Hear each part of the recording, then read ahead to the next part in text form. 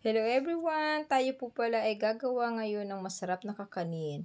So, binalatan ko na po yung mga kasaba and hinugasang mabuti. So, ngayon po naman ay i-grate na po natin ang ating mga kasaba.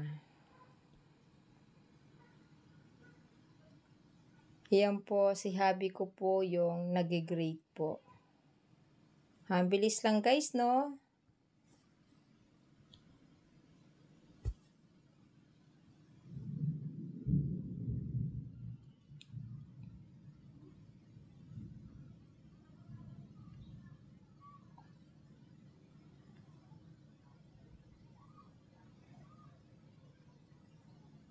So, ayan guys.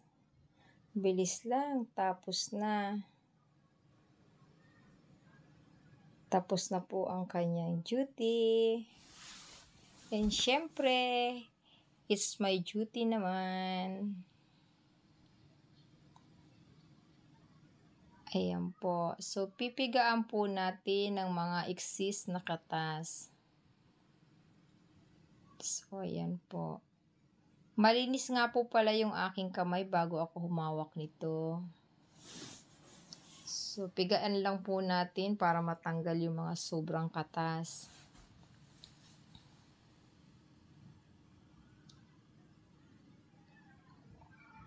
Sige Mari, pigain mo ng maayos.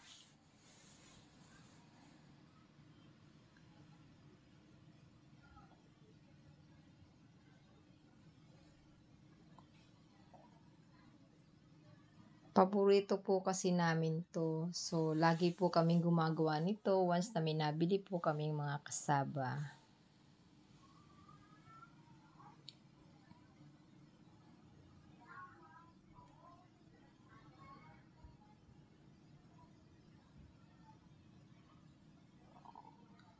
Ayan po, tapos na po. Ilalagay ko na po sa blender kasi i-blend pa po natin ito.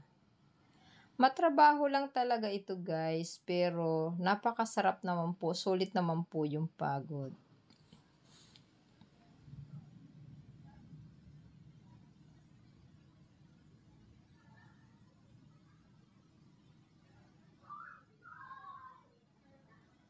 Dahan-dahan lang po tayo kasi baka po matapon, sayang. Yan guys, to isalang na natin sa blender. Lagyan na rin po natin ng ating condense.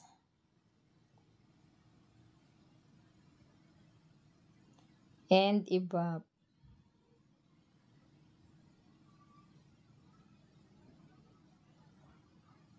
So, i-blend na po natin.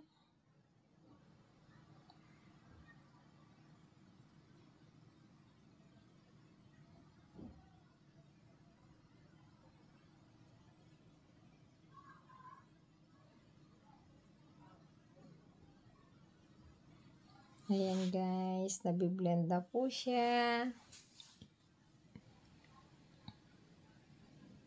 Next batch na po. So, evaporated and condensed milk. Same procedure po tayo.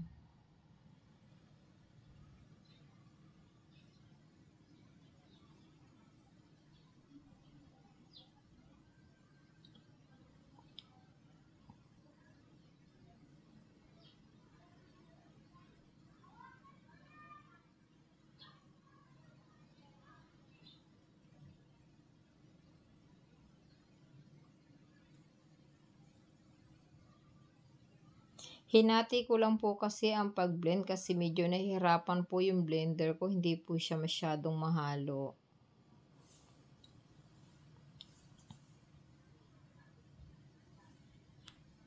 So, ayan na nga guys. Tapos na po tayo. Lagyan na po natin ng egg. Isama po natin sa ating pagbiblend.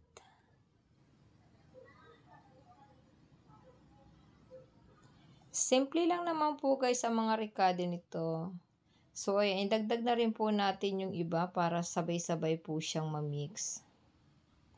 And then, tapos na po nating i-mix and then lagyan po natin ng vanilla extract. para mas mabango po siya at mas lalong sumarap.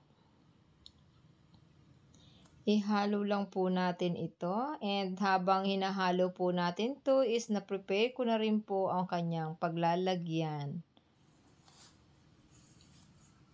At kung nakarating naman po kayo sa puntong ito, baka pwede naman pong palambing diyan. Pwede po pa-like, share, and comment na rin po. Salamat po. Ayan guys, so nilagay ko na nga po pala ito sa lagayan, and nilagyan ko na rin po ng buko.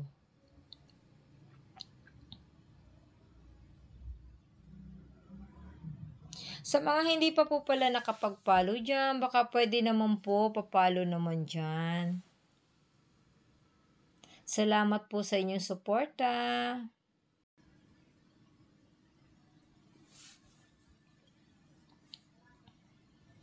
Ang gagamitin ko pa pala dito guys is steamer. I-steam ko po siya. So ayan guys, lagay na natin sa steamer, and isalang na rin po natin. For 1 hours po. Yan, check po natin kung hindi na po basa ang loob. So ayan po, luto na po. Oh, wow, ganda. Sarap po nito.